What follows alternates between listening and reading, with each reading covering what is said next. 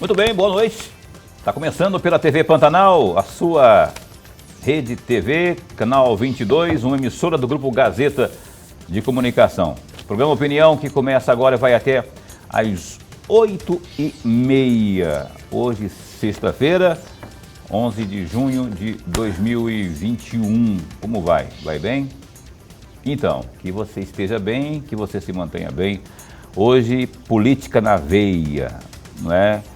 A gente vai falar mais especialmente da política municipal aqui da capital de Mato Grosso. Está postos conosco aqui a vereadora do Partido dos Trabalhadores, Edna Sampaio. Mais uma vez a gente recebe a vereadora Edna com muito carinho aqui e vamos abordar esses assuntos. Não é de ver, eu queria muito sair dessas pautas aí, mas infelizmente temos que falar sempre de, não é questão de corrupção, não propriamente aquela comprovadamente verificada, né? Mas aquela que está sendo alegada. Tem aí umas alegações muito fortes, mais uma vez, sobre a saúde, medicamentos superfaturados, enfim, uma operação na Polícia Civil. Esse é um dos assuntos que estão contidos aqui na pauta desta entrevista com a vereadora Edna. E antes, porém, de começar aqui a especular, vamos pegar aqui o boa noite do meu caríssimo, indispensável amigo Lorenberg Alves. Sextou, amigo. E aí? Boa noite. Boa noite, meu amigo Paulo Coelho. Um grande abraço a todos os nossos telespectadores, a razão maior do nosso programa. Final de semana. E véspera do aniversário. Véspera de dos namorados, então, né? Pois é. Pois é. Tem tudo a ver. Não tem nada a ver. Olha só. Tudo a ver a gente falar de corrupção. Corrupção, dia dos namorados. Tem sim a ver, sim. Quando você fala assim, por exemplo, para o namorado ou para a namorada: ô, meu amor, você roubou meu coração. Isso é uma forma de corrupção. É um roubo do bem, né? Podre. Podre. Mas piada. O Roberto Carlos falou que é o coraçãozinho de medalha, né? Lembra da música? Ah, verdade. Desse aí tem roubo mesmo, tem gente que rouba o coração. Vereadora Edna, brincadeira, descontração à parte, muito bom recebê-la de novo aqui. Eu vi que você estava toda garbosa aí, penteando, arrumando o cabelo e tal, tirando live, tirando não sei o quê. Muito bom recebê-la aqui de novo, né? Pra gente abordar esses assuntos não muito, né, tragáveis, mas a gente tem, em nome do bom jornalismo, que abordar aqui na Opinião. Muito bom recebê-la aqui. Muito obrigada, Paulo, Lorenberg. Público que nos assiste, é muito bom retornar a esta casa. Como eu disse da outra vez, eu estou sempre à disposição e é muito prazer estar aqui novamente. Tá só, o prazer é nosso, né? E olha só, eu já vou de sola, não tem como deixar de perguntar da Overpriced. Overpriced é a operação que foi deflagrada aí pela Polícia Civil. E aí, vira e mexe, estão sempre com o dedo na mesma ferida, saúde pública.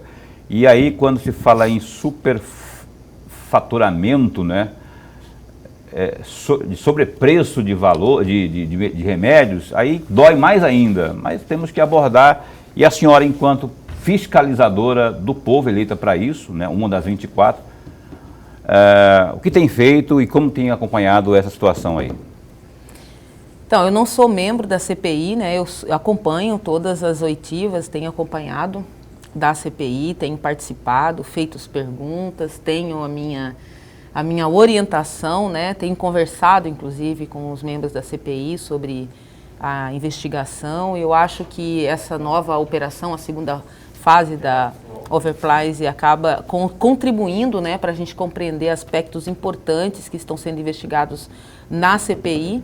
É claro que a CPI tá com uma parte do problema, né, que é a contratação de uma empresa responsável pela gestão de medicamentos lá no espaço da CDMIC. E a Overprice agora apresentou um outro lado que talvez tenha conexão. Eu vejo que há perfeito encaixe, né, dessas duas questões. São duas pontas do problema. Uma é a questão do armazenamento e a distribuição para as unidades, né, de saúde, a gestão desses medicamentos, né, o que explica a perda de toneladas de medicamentos que, inclusive, perderam este ano, né, alguns com validade agora, né, vencendo agora. E, por outro lado, essa operação que desnuda aí a compra superfaturada de medicamentos, mas não só, né? Também o excesso de medicamentos comprados, adquiridos para o período de 180 dias, muitos medicamentos dos quais não eram utilizados para o tratamento da Covid, né? Segundo as informações. Então, você vê aí que existe toda aparentemente, uma engenharia de interesses privados se colocando no espaço público, dentro de uma área que a gente sabe que é um campo minado, que é a área da saúde pública. Lamentavelmente, a saúde pública foi tão privatizada e ela é tão objeto dos interesses, né, dos interesses privados, que a gente vira e mexe está se defrontando com uma situação como essa. Tem uns passapanistas aí que dizem o seguinte: eu não concordo e é uma opinião, é muito particular minha.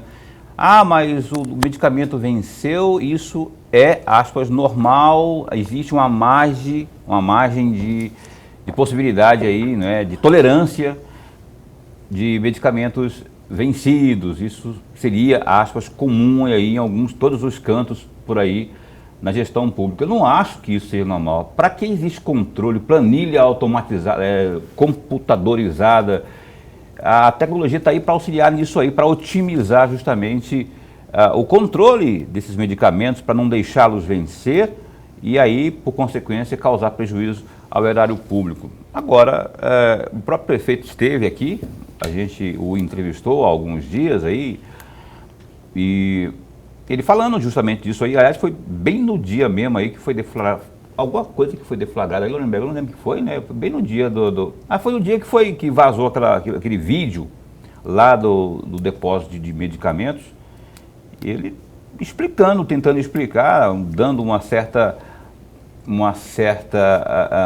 ar de normalidade, que existe uma tolerância. Não concordo com isso, não. Eu acho que tem que ter esse controle e eu defino a apuração muito, muito profunda.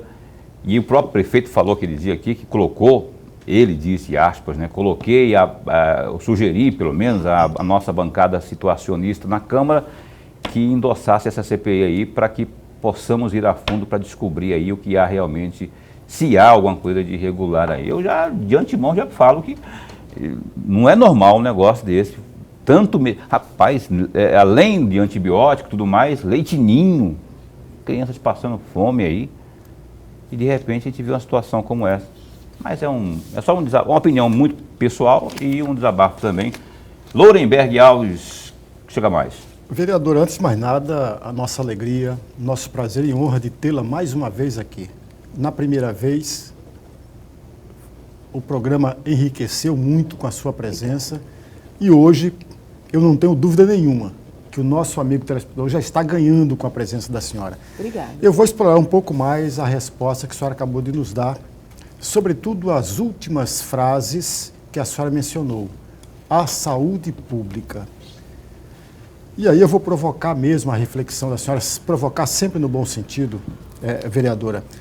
Ontem, na sessão de ontem, se não me falha a memória, a vereadora Michele Alencar, do DEM, afirmou que a Secretaria de Saúde de Cuiabá é uma, entre aspas, fábrica de notícias ruins, fecham aspas. Essa declaração, evidentemente, veio logo depois de que houve a renovação do contrato da empresa que cuida, que zela do centro de distribuição. Logo depois disso. Mas vou prosseguir ainda mais na provocação que eu gostaria de ouvi-la a respeito desta frase, da sua colega, a Michele. Em maio de 2019, uma forte chuva derrubou parte do teto da enfermaria do pronto-socorro. 2019 é o mesmo prefeito atual, de acordo com a Gazeta Digital. O amigo telespectador pode ir lá em maio de 2019 vai encontrar essa notícia. No dia 14 de outubro de 2011, portanto, na gestão do prefeito Galindo, em razão de fortes chuvas, desabou o teto em 3 pontos no pronto-socorro, de acordo com o G1. No dia 3 de junho de 2014, no prefeito Mauro Mendes,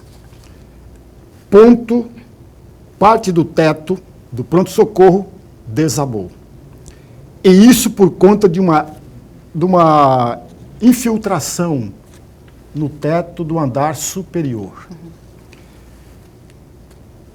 E aí vamos caminhar mais ainda. Em abril de 2016, vereadora, ainda na gestão Mauro Mendes, na Prefeitura de Cuiabá, os médicos de Cuiabá, os médicos do município de Cuiabá, completaram 50 dias de greve. 50 dias de greve em razão do baixo salário, da falta de condições necessárias para o bom desempenho da profissão, sobretudo o pronto-socorro, falta de medicamentos. 50 dias de greve. E aí fiz um panorama tentando descrever o cenário da saúde pública, que não mudou, continua o mesmo em todas as gestões. Se eu fosse um pouco mais ousado, pegaria do Galindo, pegaria do Wilson Santos e ia embora. Que é a mesma coisa, é o mesmo retrato que estamos tendo. Sim. Isso não significa que a gente tem que conformar com isso. Sim. Eu já estou provocando a senhora mesmo. E aí eu gostaria muito de ouvir um comentário da senhora para esse retrato difícil e complicado da saúde pública em Cuiabá. Profundo isso, né? Eu vejo o teto desabar ali na prefeitura, no pronto-socorro antigo lá, desde, sei lá, Roberto França. Eu noticiava muito isso, fazia lá, choveu, caiu o teto ou inundou lá, alguma coisa lá. Sem falar dos policlínicas também, que acontece a mesma coisa. Mesma coisa. Sim. Então, eu venho de uma atividade, de uma política pública, né? Eu sou professora de uma instituição pública, né? E é nesses anos todos que antecederam a minha vinda para a política e com mandato, eu sempre estive em sala de aula, sempre dei aula, né? Com exceção dos períodos que eu me afastei para minha qualificação. Estou falando da educação para dizer o seguinte: se a gente olhar para as políticas públicas, as escolas são precarizadas, a universidade é precarizada, os hospitais são precarizados, as UPAs são precarizados, toda a estrutura que serve para a população, ela é precarizada, né? Porque o Estado, ele funciona com base na disputa de interesses, e aonde tem recurso público, obviamente que fatias significativas do mercado vão querer se apropriar desse recurso público, né? E no caso da saúde, como na Constituição de 88 nós tivemos uma Constituição que concebeu uma engenharia institucional, o SUS, que é uma engenharia fantástica, né? Que atende toda a população independentemente da renda, então é um sistema universal, não importa quanto eu ganhe, se eu quiser ter um atendimento no SUS, eu sou usuária do SUS e posso ser atendida. Então, o que acontece no SUS ao longo dos anos? Nós estamos atravessando talvez o pior momento do SUS, que o recurso público que deveria servir para atendimento da população, investimentos de infraestrutura nas unidades de atendimento, né, de constituir carreiras sólidas para que possa atender a população, o que nós temos é uma privatização do SUS. Então, você tem uma destinação exorbitante de recursos para as empresas privadas, que são muitas dentro do SUS, e que estão na média e alta complexidade, principalmente, né? E você tem o resto que deveria estar sendo atendido com recurso público completamente esvaziado. Então, as estruturas do SUS não é boa, né? Nós não temos profissionais. Se você pegar, por exemplo, os médicos, não é agora na gestão deste ou daquele governo. Historicamente, o que tem acontecido com os médicos? Cada vez mais uma mão de obra precarizada.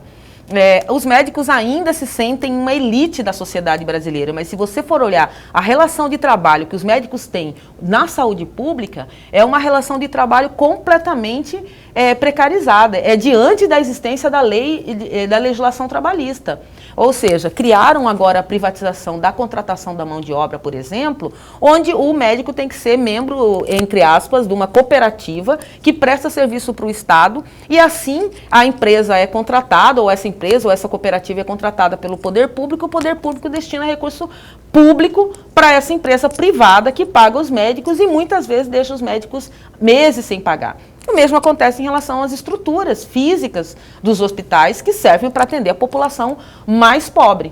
Criou-se no Brasil uma ideia, e aqui em Cuiabá e Mato Grosso não é diferente, de que tudo que é público é algo que é menor, que não interessa, que é pior, né? Quando deveria ser o contrário. Quando deveria ser o contrário, porque quando você tem um hospital, o orçamento da saúde e da educação é o que mais consome recurso público. E para onde exatamente que esses recursos estão indo? Eles estão indo para atender de fato a população ou eles estão indo para enriquecer alguns bolsos que, através de, muitas vezes, de esquemas de licitação fraudulenta, acaba desviando bilhões de recursos da saúde pública. Então, o problema do telhado do hospital é o mesmo problema dos medicamentos, que é o mesmo problema da falta de médico nas unidades de saúde, que é o mesmo problema da priorização da saúde nos leitos de UTI, nos leitos hospitalares, e o descaso com a atenção primária, com a atenção básica. Então, há uma lógica mercadológica, há uma lógica de apropriação das empresas para dentro do Estado, com o consentimento, com o apoio dos gestores, infelizmente, que acabam se associando aos interesses privados e desviando, seja legalmente, através de licitações, né, mas que não cumprem o objetivo final da saúde, seja mesmo por fraudes, né, que acaba acontecendo os escândalos que a gente tem visto. Então, dentro as áreas de políticas públicas, onde a corrupção e a destruição do recurso público é mais explícito, é na saúde. Porque é na saúde que a gente vê, por exemplo, quando um parente, quando alguém está internado e não tem médico, medicamento, o que acontece? Há um comprometimento da saúde e até da vida da pessoa. Então, esse problema ele é sentido com de forma muito mais acentuada. Então, eu vejo que, sim, a saúde é, sim, um lugar de notícias ruins, mas não por conta deste ou daquela gestão. É por conta da lógica que foi instituída dentro do sistema público, que, lamentavelmente, nós ainda não tivemos um gestor que possa romper com essa lógica privatista da saúde. Eu estou falando aqui especificamente da saúde, mas isso vale para as outras áreas de políticas públicas. Mas na saúde isso tem custado a vida das pessoas. Essa forma e essa lógica privatista, porque imagina, Laurenberg, a saúde pública é um bem. Ter saúde é o primeiro direito que a pessoa tem na vida. Se você não tem saúde, você não tem mais nada, nenhum direito. Então, e aí o que acontece?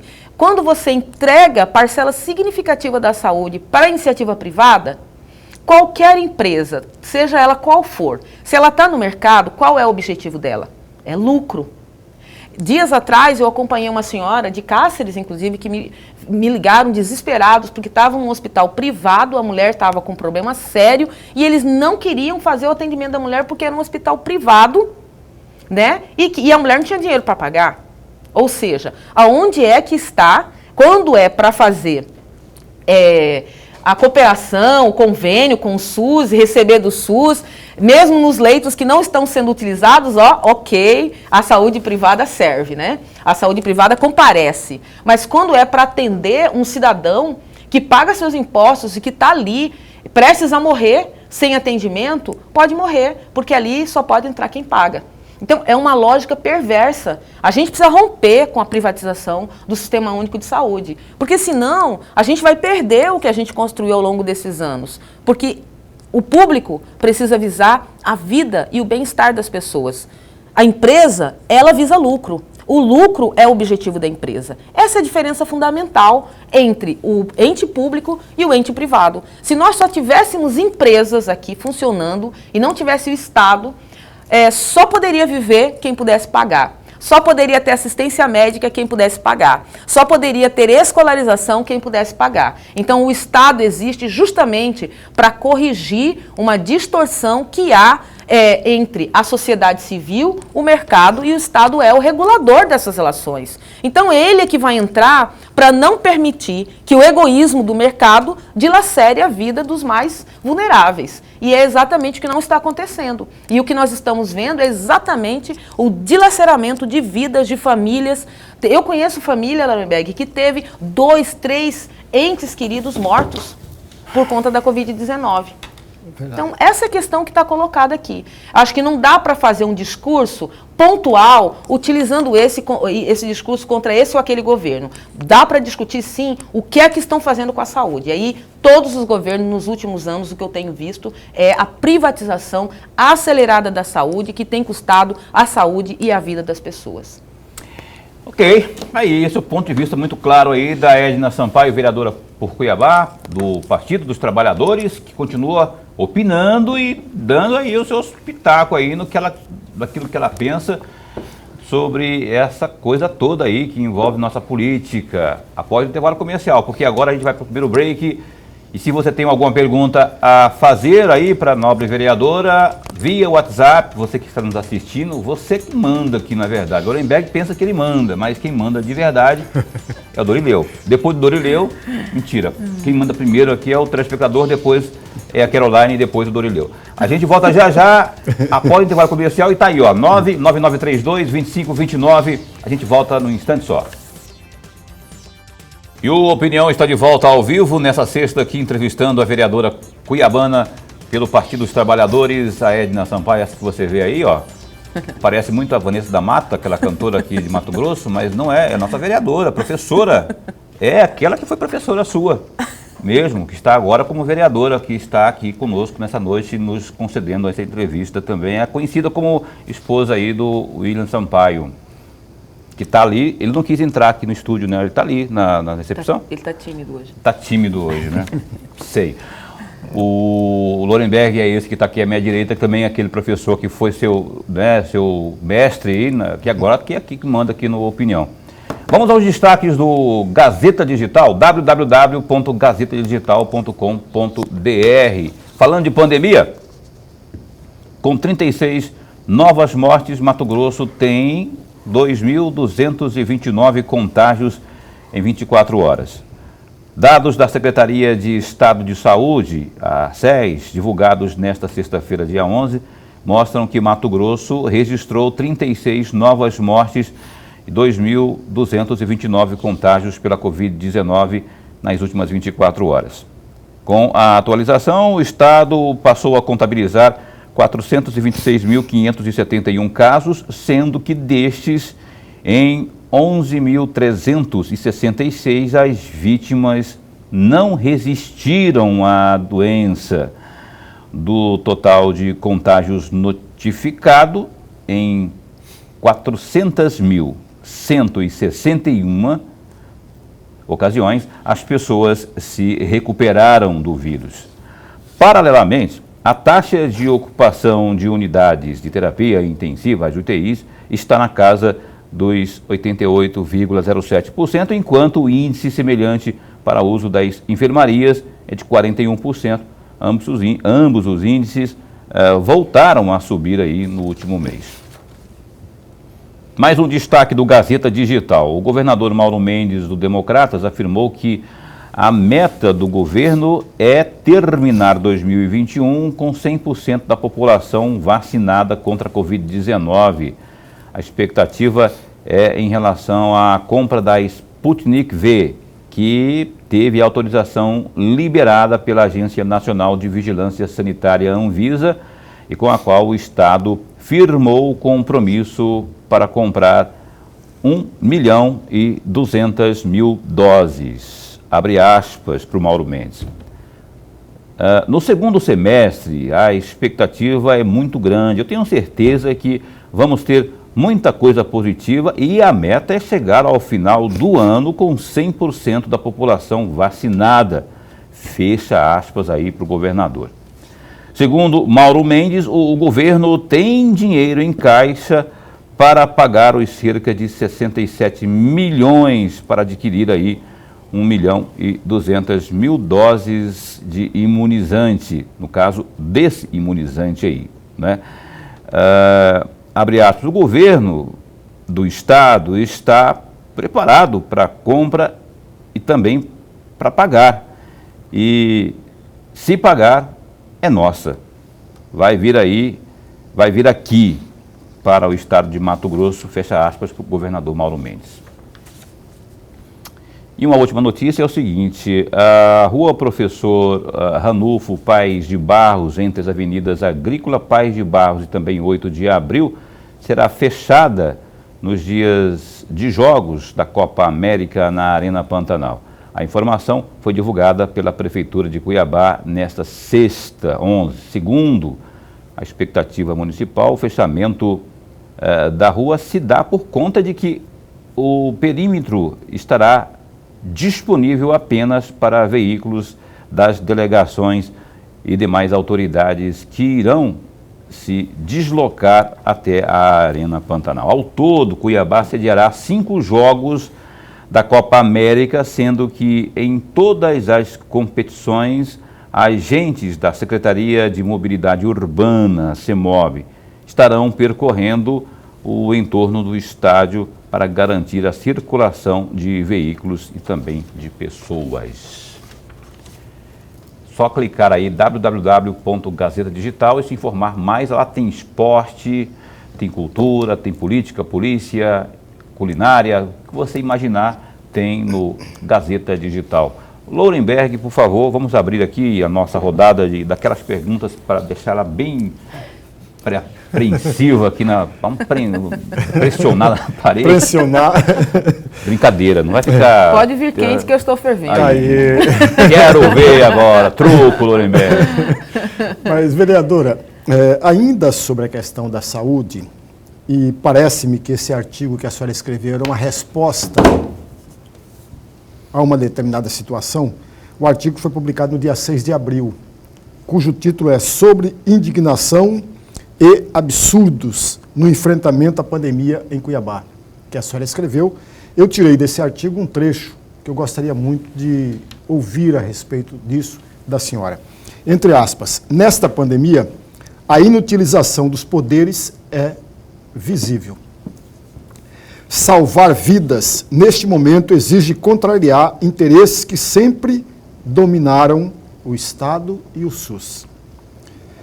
É preciso poder público para salvar vidas.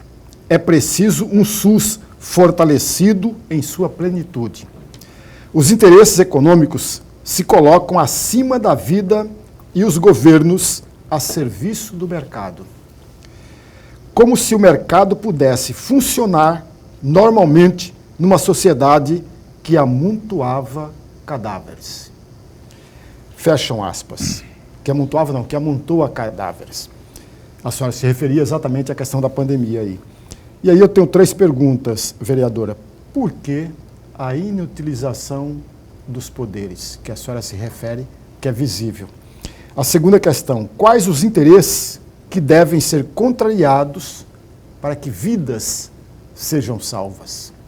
E a terceira, por que a senhora afirmou que os interesses econômicos se colocam acima da vida? Vou começar por essa última. Os interesses econômicos claramente estão acima da vida. Basta ver, por exemplo, a balança comercial do estado de Mato Grosso, o superávit que o Mato Grosso teve em relação ao ano passado, né? O ano passado, o superávit que foi de quase 5 bilhões de reais. Nós não tivemos perdas de arrecadação, nós tivemos superávit, né? Então sobrou no caixa do estado do Mato Grosso 5 bilhões de reais. E o governo está falando agora de comprar alguns milhões de reais, né? E chega a 1 bilhão de reais em vacinas. Ou seja, nós poderíamos ter antecipado a compra das vacinas antes. Nós poderíamos ter articulado entre o Estado e o município para fazer atendimento lá nos bairros, na atenção básica, comunicação em saúde, educação em saúde, para que as pessoas pudessem saber a importância do distanciamento, do uso de máscaras. Aqui, eu acho que é um exemplo ruim claro, a gente está com distanciamento, né? Mas as pessoas precisam entender que o uso da máscara é muito importante.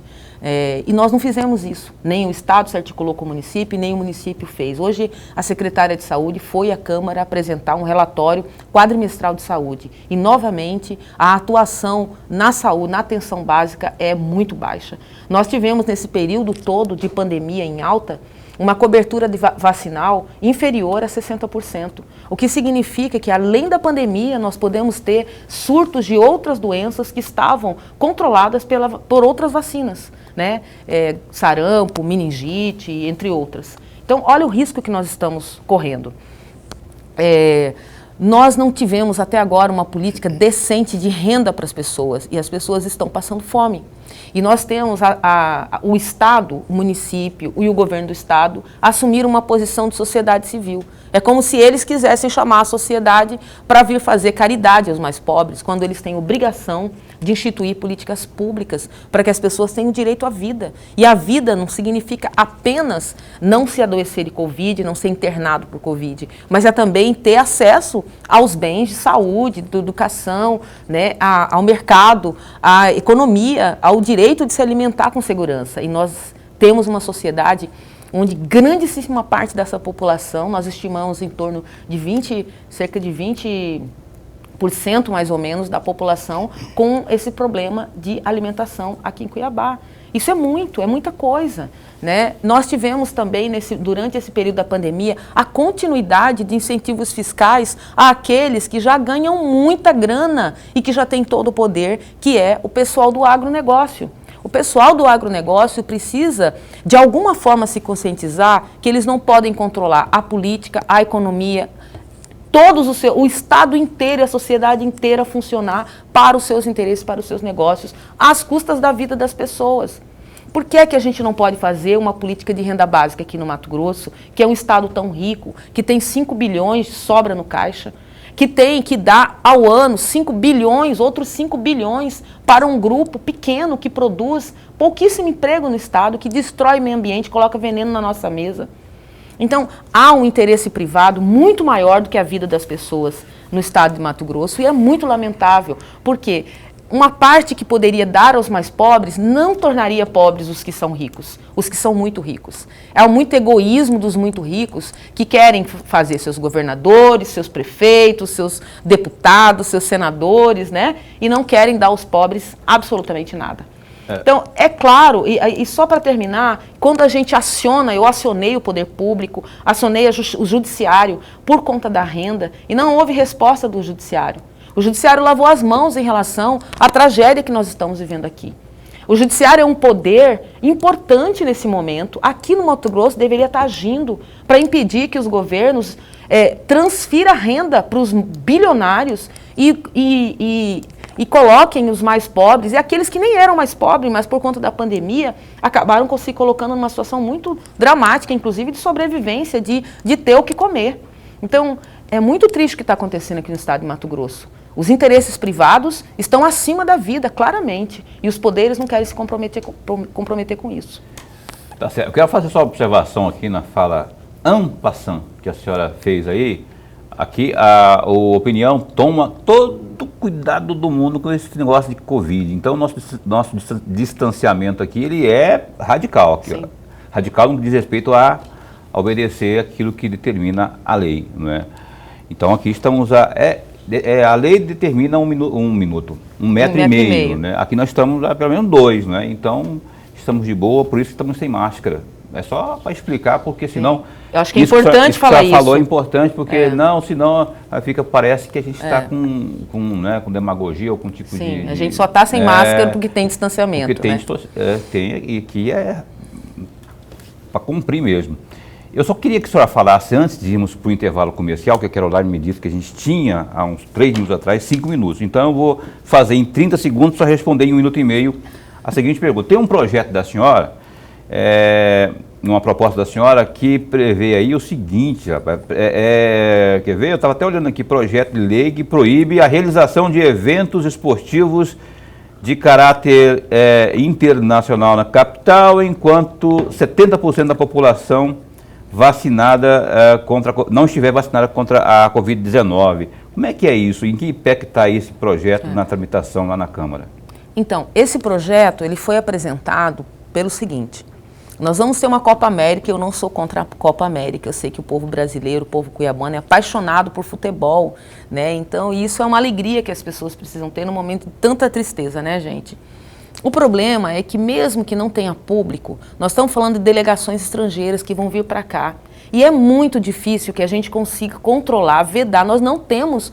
A história de combate à pandemia aqui no Mato Grosso, em Cuiabá, é uma história de descontrole, de desplanejamento, de não planejar, de não controlar. Nós nem sabemos, não temos essa experiência. Então, ao abrirmos nossa cidade para a Copa América, ainda sem público, nós corremos o risco de trazer outras cepas que, porventura, não estejam circulando aqui e que vão contaminar a população, antecipando, inclusive, a terceira onda aqui no município. Né? Então, a ideia era que, já que o prefeito tinha ido negociar com o presidente da República as doses suplementares da vacina para vacinar, pois então que a Copa América pudesse ser realizada com segurança total para a população, né? E isso poderia ser feito de forma acelerada, pelo menos começar a fazer isso durante a Copa América. Então, mas infelizmente, a Câmara, mais uma vez, reprova um projeto. Ele não passou. Né? Não passou pelo regime de urgência e provavelmente, quando ele voltar para a sessão, já terá sido obsoleto em relação à Copa América. Então, a gente vive Ele não tem visto de iniciativa no seguinte sentido, de que se você está propondo 70% da população vacinada, você está propondo que se gaste com isso e propor gastos para o Executivo, aí entra naquela história do visto de iniciativa. A senhora verificou com a sua assessoria se isso é perfeitamente... Então, esse é um debate que eu quero fazer publicamente aqui em Cuiabá. Eu até falei na outra sessão da Câmara, na última, que nós precisamos discutir qual é a competência do Legislativo. Porque o tempo inteiro, essa coisa do vice de iniciativa é invocado para impedir o vereador ou a vereadora de legislar. O que pode a Câmara? Há uma discussão sobre isso. Não, isso porque qual é a capacidade, o que a gente pode legislar que não vai implicar em custo para o poder público? Qual é a política pública que nós vamos poder regular que não vai significar custo para o poder público? Então, nós só vamos ficar fazendo lá moção de aplauso, porque é a única coisa que não vai ter custo nenhum para o poder público. Ou propondo trocar nome de rua. Trocar nome de rua. Paulo Coelho, exato. E eu acho que o vereador, ele é uma pessoa mais próxima da população, ele precisa ser o legislador do município. Verdade. Desde 88 é assim, desde a Constituição de 88 que os parlamentares estão ali meio que não é, só para sugere lá, o seu governador, o Lorenberg, o senhor pode fazer isso, o papel do vereador, do parlamentar, vereador, senador, deputado, não é sugerir, é também sugerir, mas principalmente propor e apresentar seus projetos e tal. Ele está limitado por conta dessa Constituição de 88 aí que... Mas eu acho, Paulo, que é uma interpretação muito ortodoxa, uma interpretação literal que não tem amparo nas discussões sobre o papel do Legislativo. E a gente precisa fazer essa discussão aqui. Precisamos. Quando a senhora for fazer alguma audiência pública, chama nós, então vamos lá também fazer essas pontuações aqui. A gente continua conversando com a vereadora Edna Sampaio após o intervalo comercial, é um instante só, e você, se tiver pergunta, 999-32-2529, a gente volta já já. O programa Opinião retoma aqui entrevista com a vereadora petista Edna Sampaio. O Lorenberg Alves vai abrir de novo aqui o bloco de perguntas à nobre parlamentar. Vereadora, no mês de março, a senhora teve um requerimento aprovado na Câmara Cuiabana para a realização de uma audiência pública para discutir a situação dos migrantes na capital. E aí eu tenho três perguntas a respeito. A primeira delas, qual o balanço que a senhora faz desta discussão a respeito dos migrantes em Cuiabá? A segunda questão, qual foi a pauta proposta que nasceu desta audiência pública? E a terceira, o relatório dessa audiência foi feito? E se foi feito, uma cópia desse relatório, uma cópia dessa discussão foi encaminhada à Prefeitura de Cuiabá? Esse é um tema que me agrada muito falar, porque eu acho que é uma das questões que o mandato tem conseguido avançar bastante. Nós temos um GT no mandato coletivo, que é sobre política para imigrante, porque nós temos um grave problema humanitário aqui em Cuiabá, que é esse fluxo migratório recente, né, que faz com que muitas pessoas fiquem completamente à deriva, né, sem políticas públicas. Então, a primeira iniciativa que nós tomamos foi apresentar um projeto de lei para criar a Semana do Imigrante, né, e esse projeto foi aprovado. E é uma estratégia de dar visibilidade à situação dessas pessoas aqui em Cuiabá. São pessoas, são seres humanos, eles têm o direito de migrar e eles têm acordos internacionais que o Brasil é signatário, que precisamos cumpri-lo aqui. E a audiência pública foi então chamada porque, sob nossa provocação e nosso diálogo com a Prefeitura também, né, foi encaminhado um projeto de lei para a Câmara, que é justamente a política para o migrante, que era uma das nossas reivindicações naquela audiência. E o projeto, então, foi discutido, debatido nessa audiência e deixado para que as pessoas pudessem contribuir também a esse projeto. Eu sou relatora desse projeto na Comissão de Direitos Humanos e nós temos avançado bastante nas tratativas sobre implementação de políticas voltadas para os migrantes aqui em Cuiabá. Estamos agora construindo a primeira semana do migrante, junto com a Prefeitura Municipal, com a Secretaria de Desenvolvimento Humano, Direito e Assistência Social, com as secretárias envolvidas. Fizemos uma reunião com elas essa semana. Temos uma comissão que está cuidando dos preparativos da primeira semana, um mandato coletivo pela vida e por direitos, e a Prefeitura Municipal através da Secretaria. Então, é uma pauta bem importante para essas pessoas, é importante também para a nossa cidade, né? E acho que a gente tem conseguido avançar bastante.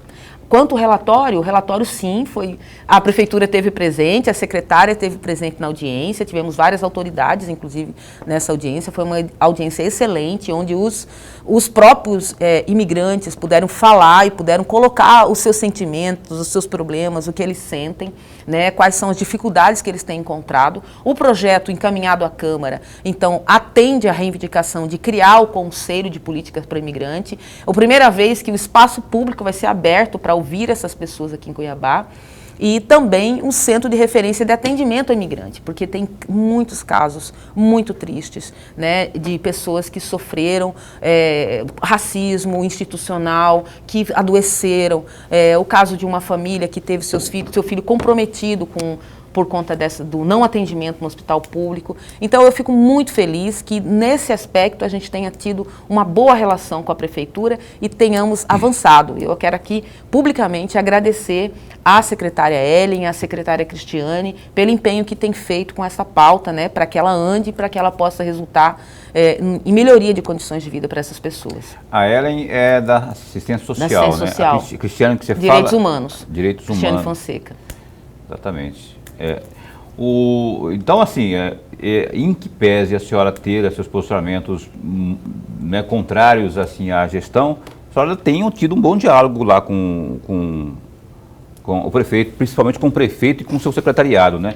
Eu estou perguntando isso por quê? Porque a senhora teve lá em uma reunião, que eu, salvo engano, foi no final de maio, para tratar de um projeto seu. E aí entra essa discussão que estávamos tendo no bloco anterior sobre o tal do vice de iniciativa. Tem um projeto da digníssima Edna Sampaio que prevê aí beneficiar 20 mil famílias com parece que é renda básica solidária. Renda básica solidária. Que aí por si só, não é, se está partindo sobre aos olhos da Constituição de 88, partindo de um parlamentar, aí propor criação de um projeto como esse, quer dizer, aí eu quero saber da senhora, como é que está esse encaminhamento, ou a relação com o Executivo, no que eu perguntei, não é? E se tem chance de virar esse projeto da senhora? Eu espero que vire. O projeto, na verdade, é bom que eu explique para o público aqui que desde que eu assumi o mandato, uma das minhas prioridades é a questão da renda para a população em situação de vulnerabilidade. Então, o que aconteceu? Eu fui à Justiça, primeiro fui à Prefeitura para tentar negociar com a Prefeitura a elaboração de um projeto de renda para a população vulnerável.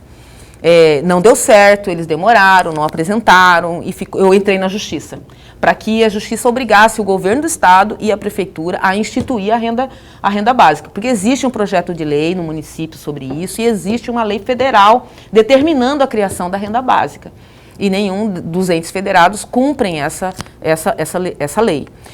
Bom, a Justiça não... Perdão, o Estado não criou um voucher de R$150 aí? Mas eu pergunto para você... Não, estou perguntando só. Sim, criou. Sim, o Estado criou. Mas quando eu falo de renda, eu estou falando de dignidade para as pessoas. Eu não estou falando de caridade, não estou falando de esmola. Eu estou falando de condições de vida para as pessoas, para os trabalhadores e trabalhadoras que ficaram desempregados ou que estão em situação de extrema vulnerabilidade. Então, tudo isso eu fiz. Aí, quando não veio a resposta, eu falei, vamos provocar esta casa a discussão, porque diversas vezes nós discutimos sobre isso na Câmara e nenhuma iniciativa foi feita no sentido da Câmara ir conversar com a Prefeitura para poder instituir essa renda. Então, eu fiz como uma forma de provocação esse projeto, sim. Ele tem vício de iniciativa, eu sei, tem consciência disso. Não pode o poder legislativo criar uma lei dessa natureza, mas era uma estratégia que eu tive, como todos os caminhos que eu tentei foram sendo interditados para obrigar a pauta a vir para a Câmara e a gente poder discutir isso. Mas aí, só vou fazer mais um adendo aí. Não existe a figura do anteprojeto, porque assim, não pode propor, mas se ela chegar lá e falar, não sei se talvez tenha sido isso, ela tenha tratado com o Emanuel primeiro, prefeito, ó, não tem como propor, porque a lei não, é inconstitucional, mas está aqui esse projeto bonito aqui, ó, renda básica aqui para o povão. Foi isso que eu fiz. O senhor fez? Então, isso que eu fiz. Eu me reuni, pedi reunião com o prefeito para tratar disso, que para mim é uma situação muito grave e importante, além de outras pautas que tratamos, mas a pauta principal era a questão da renda, né? E levamos o projeto para ele conhecer e tivemos a garantia de que ele vai encaminhar um projeto de lei, incluindo mais do que ele havia pensado, né? Para poder incluir mais pessoas, para poder ter uma renda decente aqui no município. Entendi. Beleza, professor. Mas muito rapidamente, vereadora, na sessão do dia 4 de março, eu peguei um trecho de uma fala da senhora. A senhora diz, entre aspas, não é possível que nós fiquemos aqui discutindo o que é menos importante no regime de urgência. Vimos esta semana o Estado anunciar um superávit na arrecadação, incentivos dados ao agronegócio, enquanto o povo morre de fome. Precisamos pressionar o governo do Estado e fazer política necessária para esses tempos de guerra. E guerra está morrendo, nessa guerra é o povo. E aí fecham aspas. Eu tenho duas perguntas a respeito, para provocar mesmo uma reflexão interna na Câmara de Cuiabá. O que é menos importante e o que é mais importante no regime de urgência? Essa é a primeira questão. A segunda questão, a senhora poderia apontar, neste período pandêmico, qual foi o erro cometido pela Câmara cuiabana? O mais importante é discutir como é que o Poder Legislativo pode contribuir com a sua competência para salvar a vida das pessoas. De que forma? Controlando, acompanhando a questão da vacinação, fazendo com que os grupos prioritários realmente fossem grupos prioritários, o que não aconteceu. Foram 9 projetos apresentados na Câmara Municipal desde fevereiro para organizar indicação dos grupos prioritários. E não foi votado isso até hoje, né? E a Prefeitura foi colocando, incluindo grupos prioritários ao bel prazer. Né? E você sabe que quando o cobertor é curto, se você puxa de um lado, o outro lado fica sem cobertor. E foi isso que aconteceu aqui em Cuiabá, né? Porque não tinha um plano que tinha claro definido quem eram os grupos prioritários para que as pessoas pudessem ter uma expectativa em relação a quando iriam se vacinar. E nem um controle de quantas pessoas em cada grupo foram vacinadas, para a gente saber exatamente quantos dos mais vulneráveis estavam sendo vacinados, estava progredindo a nossa vacinação. Hoje nós temos 8% de pessoas imunizadas aqui em Cuiabá. É muito pouco, né? Imunizadas, que eu digo, com as 2 doses. Então, isso também se deve à ausência do Poder Legislativo. Né? A outra coisa é que nós deveríamos estar discutindo se o Poder Legislativo não tem a competência para criar a legislação que confere renda às pessoas mais vulneráveis, deveria ter chamado o prefeito, deveria ter chamado a gestão municipal para discutir um programa que pudesse atender a necessidade do povo cuiabano. E nós optamos, quando eu falo nós, é porque eu me encontro nessa casa, mas eu tenho brigado, tenho lutado muito para que a gente não fique pautando homenagens a pessoas, né? Não que isso não seja importante, eu não sou contra as homenagens, mas no momento em que o povo sofre tanto, né? E que nós estamos ali para cumprir um papel de representar a voz desse povo, nós deveríamos ter priorizado os temas relacionados à pandemia e deixado as homenagens para um outro momento. Né? Nós deveríamos ter nos mobilizado, nos colocado a serviço do povo cuiabano, criando leis que de fato pudessem ajudar a salvar vidas e a minorar os problemas que tivemos na vacinação. Até hoje nós temos uma confusão na vacinação.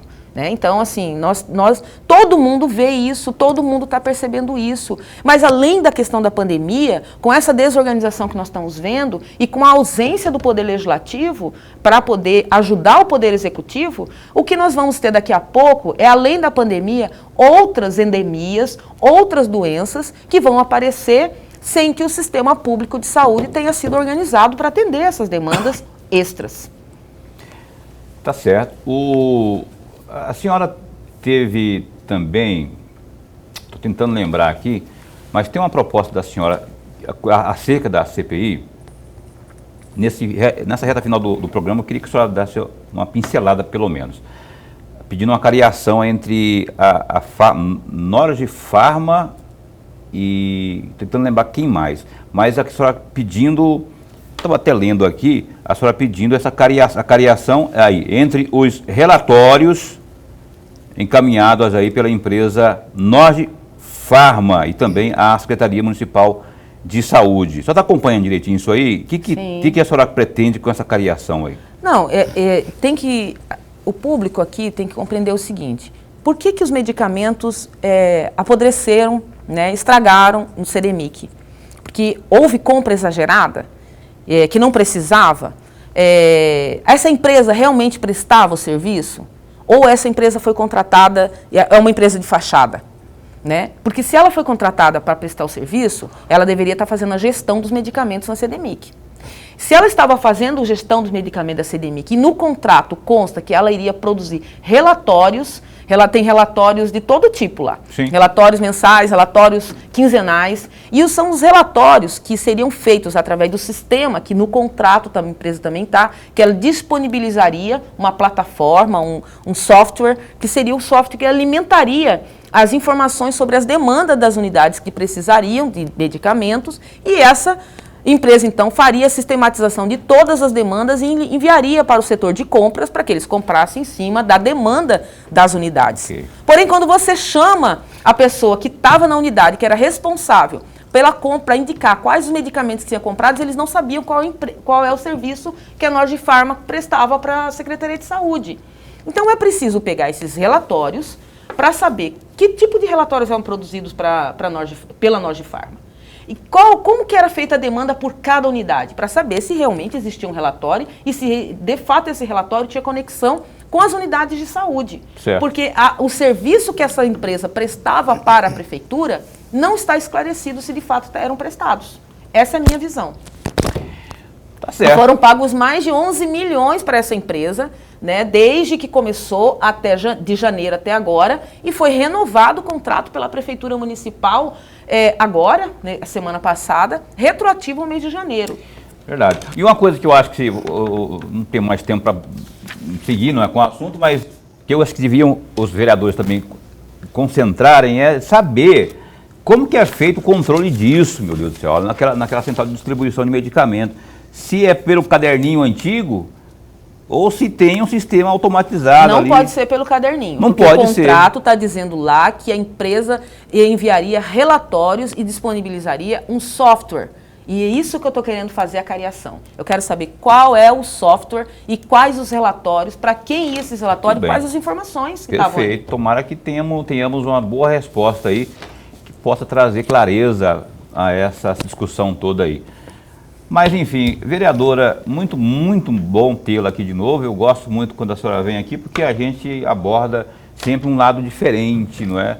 E a opinião está sempre a postos para bem informar. Sempre que tiver lá demanda de boas notícias, principalmente, né? Estamos aqui para recebê-la muito bem. Muito obrigado. Obrigada, Paulo. Obrigada, Laurenberg. É sempre um prazer estar aqui novamente. Obrigada a vocês que nos assistiram até agora. E eu sempre digo, estou à disposição, sempre que quiserem conversar, falar comigo, é só me chamar que eu venho. A gente dá um jeitinho e vem. Dá um jeitinho, né? Um abraço pro William Ô, William, amanhã é dia dos namorados, né? Se é que você me entende, não é? Mas ela com essa frase aí, vem que eu tô fervendo, não sei o quê. Então, o William Sampaio, que foi presidente do PT, muito obrigado também, está aqui na sede, também veio aqui, um abraço para você. E Laurenberg, a gente se encontra na segunda. Até segunda-feira. Abraço para a Iris também, que é assessora aqui da Edna, e também para a Neuza, que também é assessora de comunicação. Segunda, Márcia Pinheiro, primeira dama do município de Cuiabá, ao vivo aqui, Onde está a Edna, vai entrar a Márcia. Às 7h30, Márcia Pinheiro, no Opinião de Segunda. Bom fim de semana, se cuida, fica bem, fica com Deus também.